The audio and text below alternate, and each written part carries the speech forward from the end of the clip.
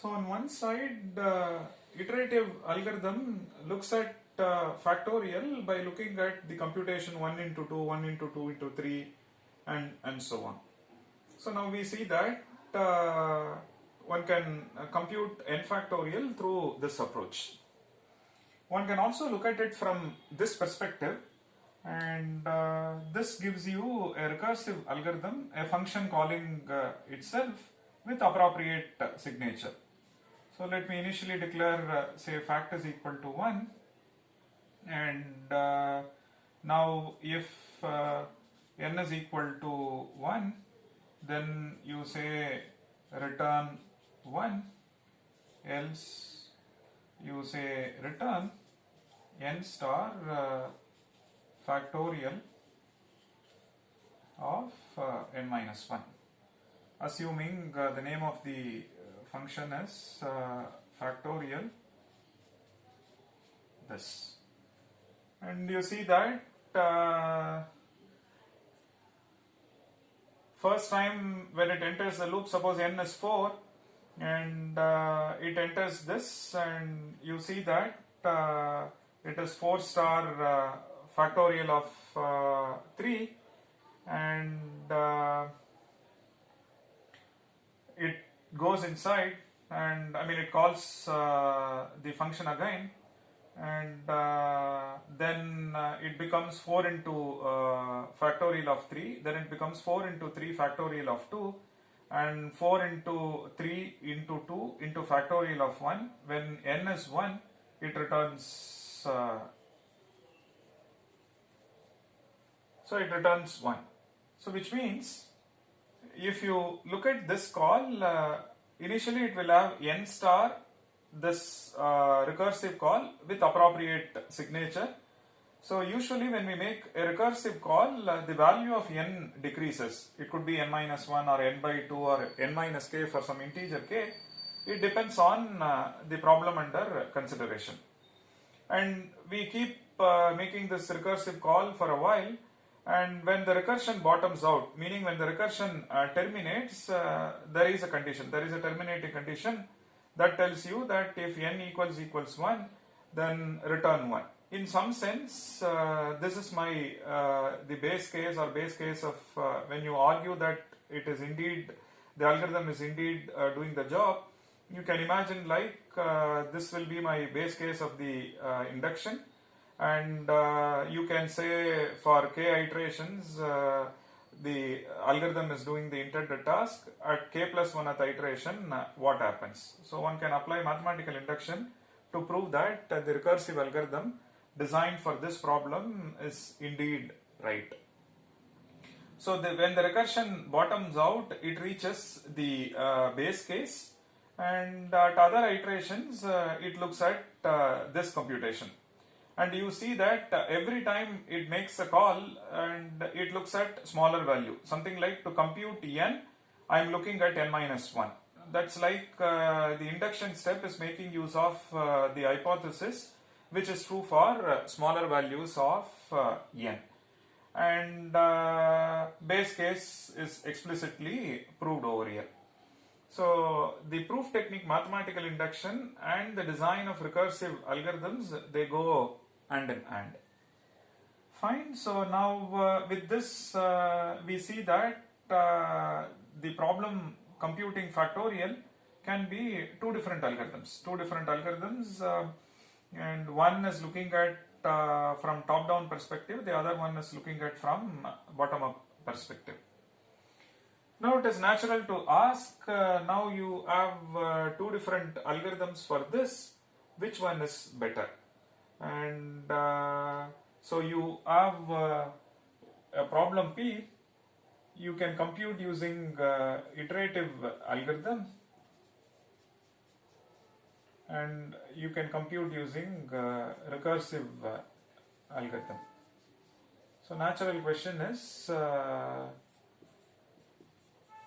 which of the two is efficient? We still not formally defined the notion efficiency. We shall get into that shortly. And but the question is interesting. So I would like to know whether I should go for top-down design or bottom-up design. The next interesting question is for every iterative algorithm, so you have a problem, a computational problem for which you have discovered an iterative algorithm. So is it true that for every iterative algorithm, is it true that there is an equivalent recursive algorithm? Is it true that there is an equivalent recursive code, and vice versa? Given a recursive algorithm, can we come up with an equivalent iterative algorithm? So here is a problem for which we have both iterative algorithm as well as recursive algorithm. Is it true in general? So given an iterative code, can we construct an equivalent recursive code? When I say equivalent, functionality should not be lost. Both should compute the same job, and the output for a given input, the output of iterative code and output of recursive code must be one and the same, and this must be true for all inputs. And so please note the usage of quantifiers, something that we have studied as part of discrete mathematics course. The logic plays a vital role when we discuss algorithms, when we pay attention to the details. Logic plays an important role. Is it true that for every input you iterate or simulate an iterative algorithm, you get to see an output? And am I getting the same output even with respect to recursive algorithm? And are these two equivalent? And now you can solve the problem using iterative algorithm and the recursive algorithm. We wish to know which one is efficient. So which means one has to measure, or one has to define a measure using which one can compare algorithms. With that we can talk about efficiency. And the other aspect is space complexity. We can talk about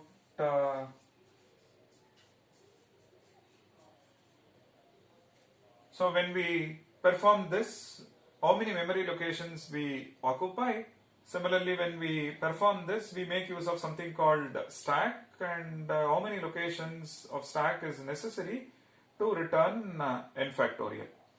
So we shall look at that as well to talk about or comment the quality of the algorithm, which one is efficient and so on.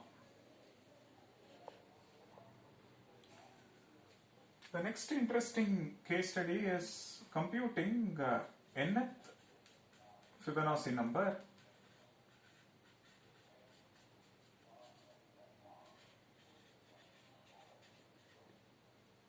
If you look at the Fibonacci sequence, we start with say 1, then 1, then 2, 3, 5, 8. So basically nth number is an addition of n minus 1th number and n minus 2nd number. Then when we add these two, we get the next one, and then when we add these two, we get this, and so on. Now, the way the sequence is represented, this itself clearly tells you that one can construct in an incremental fashion, meaning top-down approach, or one can also look at it, this can be computed using these two, this can be computed using these two, this can be computed using these two, and so on. Either one can move from left to right, get an iterative algorithm or a top-down design, or fixing n, you make use of these two results. In turn, this can be computed using these two. In turn, this can be computed using these two. Like that, you go all the way down, and then you see that there are two base cases. With the help of base cases, one can induct further and complete the rest of the induction, or complete the rest of the recursive code and output the desired result. So let me take two variables, a is equal to 1 and say b is equal to 1.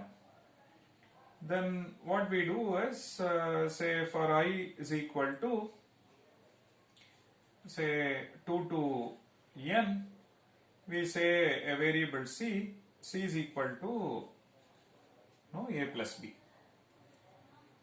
Now you see that we get to add the two base values to get the next one. Now what we need, now I need to store these two in A and B so that I can obtain C with the help of these two. So what we will do is, we shall store the value of C in B, and let's do it this way. Let's store value of B in A and C in B. Now what will happen? At the end of this call, C gets 3 and value of A is 1 and the value of B is 2. Okay, and so when you start the first iteration, C is 2.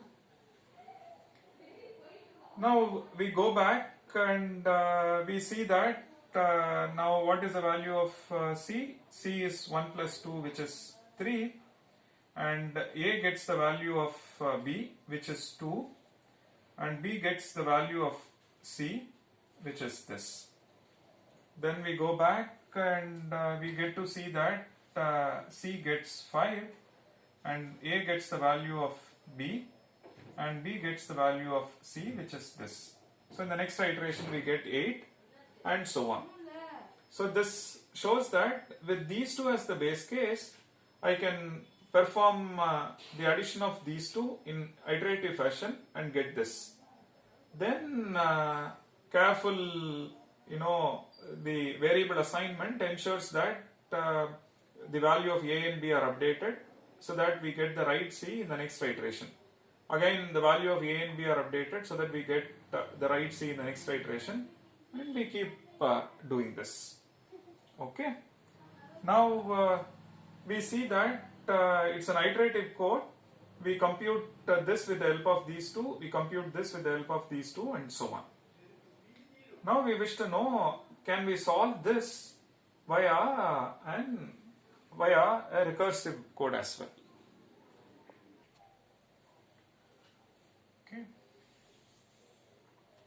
One can give an explicit printf statement saying the 0th Fibonacci number is print the value of A, the first Fibonacci number print the value of B, and then you say print the ith Fibonacci number, which means second Fibonacci number is the value of C. Next time when you get into the loop, then you get the third Fibonacci number, fourth Fibonacci number, and so on. Okay. Now what we need is a recursive code, say Fibonacci of say int n. Now we see that it depends on the previous two values. So we make use of n-1 and n-2 to return n. So this would be our return part. And like that we make a recursive call. Somewhere the recursion bottoms out, right? So which means if say n is 0 or n is 1, you say return 1. Which means if you are looking for 0th Fibonacci number or first Fibonacci number, you return 1 for both. Otherwise, you say return Fibonacci of n-1 plus Fibonacci of n-2. Suppose n is 2, then this will return Fibonacci of 1 plus Fibonacci of 0. It comes over here.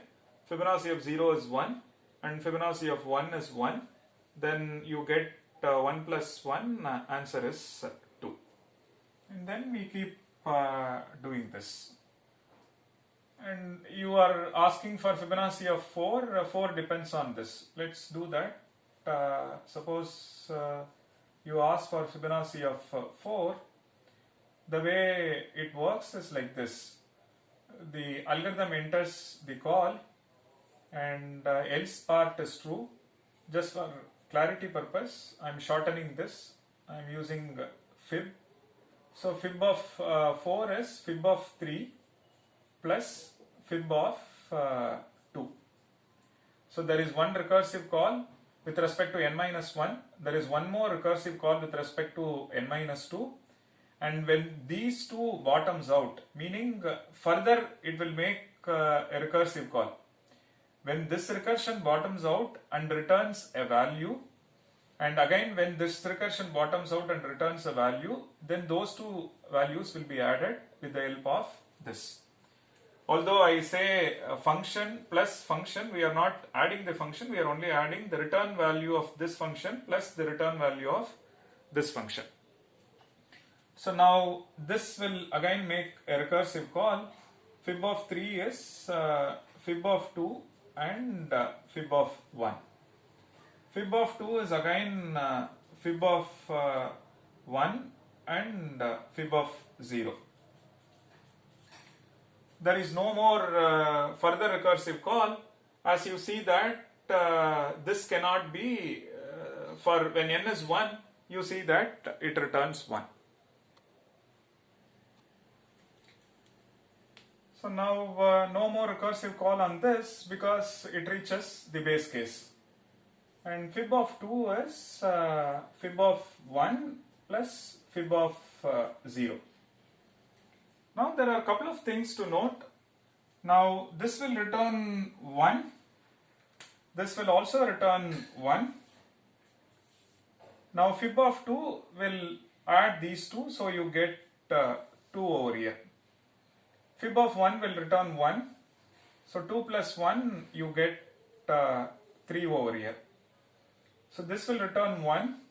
This will return 1. Fib of 2 is 2. And now these two will return 5. So now this is what I was telling you initially. Although there is a plus over here, that will be computed once this recursive call is completely done and once this recursive call is completely done. And now when I say it is completely done, recursion bottoms out and you return an integer for this, return an integer for this. Those two will be added to get this. So 0th Fibonacci number, 1st, 2nd, 3rd and 4th. So fib of 4 is 5. Now there are a couple of things to note. First, if you see this, fib of 2, it is computed over here. The same computation is happening over here as well. So, which means, are we doing more work when it comes to recursive code and over an iterative code? And what about the space complexity? How much space we occupy for a recursive code compared to an iterative code? Just by looking at this recursion tree, we see that this is called recursion tree. So we see that fib of 2 is computed twice. Now natural question is recursive code doing more work than iterative code? And in general, is this true? And meaning, or is it true that always recursive code takes more time or more work compared to this? So it requires some more understanding of this problem, and one has to introduce complexity measure from a formal perspective. So we shall revisit these problems. So as of now, for this case study, one can design both a recursive algorithm and an iterative algorithm. Which one is better, how to compare, all that we shall see shortly.